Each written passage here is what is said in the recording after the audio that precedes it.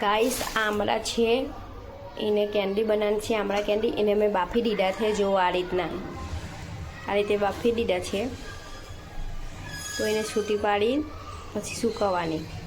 તો ગાઈસ આપણા આમળા છે એને રાત્રે બાફી દીધા હતા અને આ રીતે કરી છૂટી પાડી અને પછી સૂકવ્યા હતા। એટલે હવે મેં ચાસણીમાં નાખીને પલાળી દઈશું આપણે, તો જોઈ લો તમે।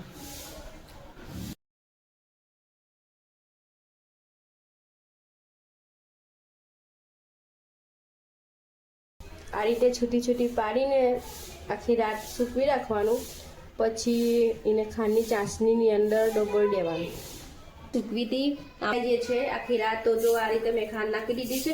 આ રીતે ખાંડ નાખી અને આ રીતે હલવી દેવાનું, પછી એને હલવી અને તડકે મૂકી દેવાનું, જેથી આપણી ખાંડ આખી છે ઓગળી જાય। ઓગળીને મસ્ત ચાસણી ઉપર આવી જાય, ઉપર આવીને મસ્ત આ જે એની કરી છે મસ્ત પાણી ચૂસીને એટલે આપણને કેન્ડી જેવી લાગશે। એ સુકાયા પછી પાછી તડકે એને ખાંડની ચાસણીમાંથી બહાર કાઢી અને એને તડકે નાખવાની 2-3 દિવસ પછી। એનામાં જો ગાઈસ આમાં મેં ખાંડ નાખી દીધી છે, ખાંડ નાખી અને હવે તડકે મેલીશું થોડી વાર। તડકે મેલવાથી છે ને આપણી ખાંડ જે આખી છે એ જલ્દી ઓગળી જશે, અને ઓગળી જાય એટલે ખાંડનું પાણી જે ચાસણી ઉપર આવી જાય એના ડૂબી અને મસ્ત પાણી ચૂસી લે, એટલે એને હું થોડી વાર તડકે મેલીશ।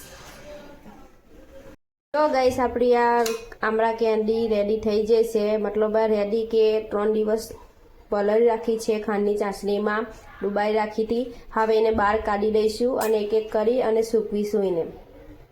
જો છે ને મસ્ત છૂટી પડેલી અને એક આંબળાની કળી રસ ભરેલી છે ચાસણીથી,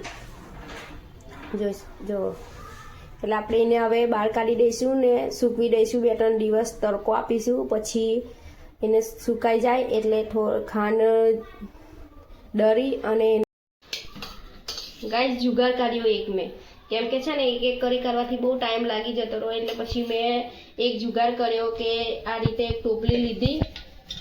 જો આ રીતે એક ટોપલી લીધી અને છે ને તે ચાસણી આ રીતના બધી નીકળી જાય ત્યાં લગીને આપણે આ ચાસણી જ્યાં લગી ના નીકળે બધી ત્યાં લગી રવા દેવાનું આ રીતે, કેમ કે એક કરી કરતાં બહુ ટાઈમ લાગતો હતો। એટલે પછી મારી કાયદા આવી કે ચાલો મેં આ રીતે કરી દઉં। તો જો તમે આ બધું પાણી ખાંડની બધી ચાસણી નીકળી જાય છે બહાર, અને આંબળાની કળી આપણી આ રીતે કમ્પ્લીટ થઈ જશે। જ્યાં લગીના ટીપા બંધ ના થાય એ નીતરવાના નીકળે ના, બધી ટીપા બંધ ના થાય ત્યાં લગીને આપણે એને આ રીતે મેલી રાખીશું। ગાઈસ આપણી આંબળાની કેન્ડી જો આંબળા સૂકવીને રેડી થઈ જશે। 3 દિવસ લગીને મેં સૂકવી છે। હવે આપણે ખાંડ નાખી દઈશું, ખાંડ નાખી અને એને બરાબર મિક્સ કરી દઈશું।